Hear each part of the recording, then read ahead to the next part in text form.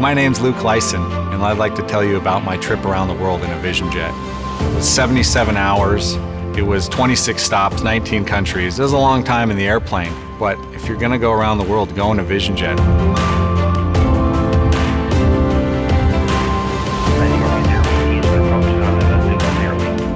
I love going to new places, the adventure challenge of going to somewhere I've never been before.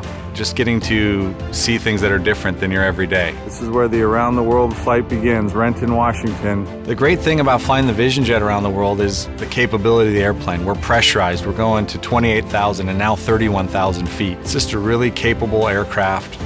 And the last 70 miles in Narsarsuaq, is beautiful. You're flying up the fjords. There's icebergs as tall as buildings, glaciers to be seen.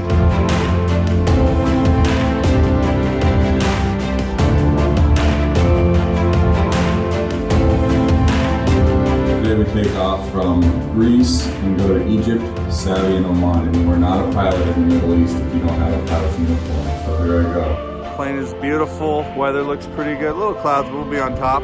Every place I would land was often the first time a Vision Jet had been to that country. Cirrus does have a good reputation. Oh, the Cirrus, that's the plane with the parachute. Does the jet have the parachute? Oh, how does the jet have a parachute? That's really cool.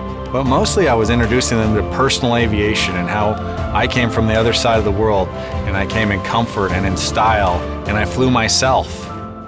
There was a large part of this trip that was going to be a new experience for me, and I wasn't exactly sure what to expect. Everywhere I landed was greeted warmly. When I was in India, I had my passport ready. They had no interest in that. They were interested in the airplane, and they kind of asked me if it was okay to take a picture. They got to climb into the cockpit and sit in the pilot's seat and take a picture of themselves, and I can only imagine all the people that then saw those pictures.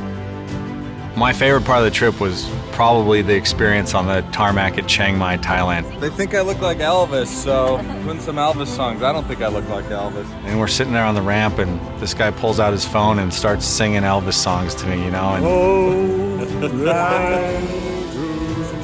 a cool memory, and one of those things I think you only get to experience in general aviation. Zhuhai is what they call a domestic airport and not an international airport. It's a cool feeling to land somewhere and be the first time this plane had ever visited China, and everybody was excited to see it, and there was customs officers, and seemingly everyone at the airport was kind of huddled around the airplane. It was pretty cool. Met up with Dale Klattmeyer, the CEO and co-founder of Cirrus Aircraft, and I was looking forward to this. I knew Dale, for 15 years a little bit, but getting to share the cockpit with Aviation Hall of Famer and someone with his background and experience was going to be a real treat. See you guys, bye!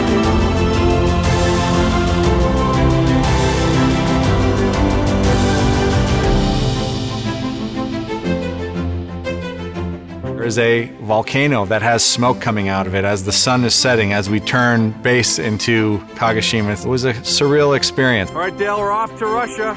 And then across the Bering Sea to Adak, Alaska, and then to Cold Bay, Alaska, and then to Juneau, Alaska, and then down home to Renton, Washington.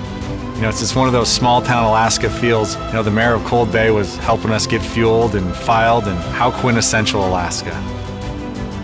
Feeling of being back home again, and what we had just done sort of washed over us. And it was just a cool experience. Finishing around the world flight. It's been a great adventure, a lifelong dream.